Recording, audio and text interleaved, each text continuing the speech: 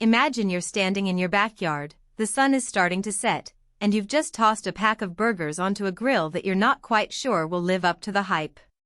You've spent a few evenings wrestling with an older, cheap-price grill that left you with uneven heat and a greasy mess, and now you're wondering if it's worth splurging on something that promises pure performance and a sear zone.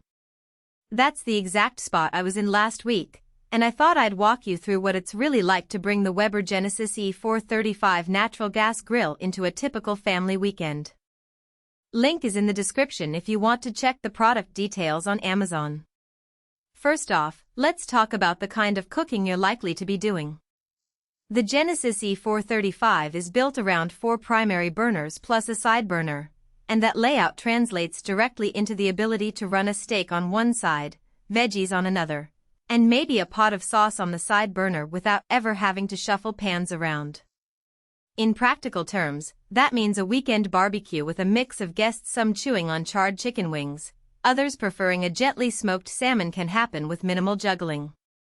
If you're the type who likes to experiment with different foods at the same time, the extra burners are a genuine time saver.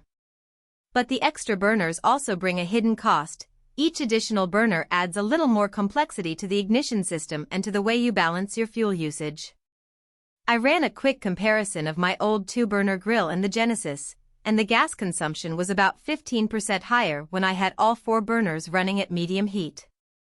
For the average backyard chef who grills once or twice a week, the extra fuel cost is barely noticeable, but if you're planning to host frequent cookouts or run a food truck-style operation, it's something to factor in. The most talked about feature is the PureBlu burner and the designated sear zone. What that means on the grill floor is a section of the cooking surface that can reach upwards of 700 F. In a real-world test, I threw a thick ribeye onto that zone and watched the crust form in under 3 minutes. The key takeaway? If you're after that restaurant-style sear, the sear zone delivers, but it also demands a bit of attention. You need to preheat that area longer than you would a regular burner, and once you've achieved that high temperature, you have to watch the meat closely. It's not a set-it-and-forget-it scenario. If you're the kind of cook who prefers low and slow, you might end up using only part of the grill's potential. Another practical strength is the side burner and its built-in storage locker. The side burner is a solid 12,000 BTU unit that handles a saucepan of sauce or a quick toast of garlic bread without any drama. The locker underneath the side burner is a thoughtful touch. I could stash a set of tongs, a spatula, and a bottle of oil right there, keeping the countertop tidy. For anyone who likes to keep tools within arm's reach but hates clutter, that little cabinet adds a real convenience factor that you don't see on most mid-range grills. Now, let's address the extra-large side table. That's a built-in shelf that runs the full width of the grill, giving you a place to set plates, a cutting board, or a bowl of salad greens. In my experience, it's sturdy enough to hold a plate of ribs and a bowl of coleslaw without wobbling, even when the wind picks up a bit. However, the table does create a larger overall footprint.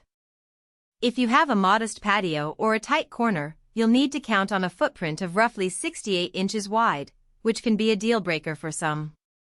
The trade-off is clear: you gain more prep space at the expense of a larger footprint, so measure your space before you commit. Grilling is messy, and grease management can be a make-or-break factor for many owners.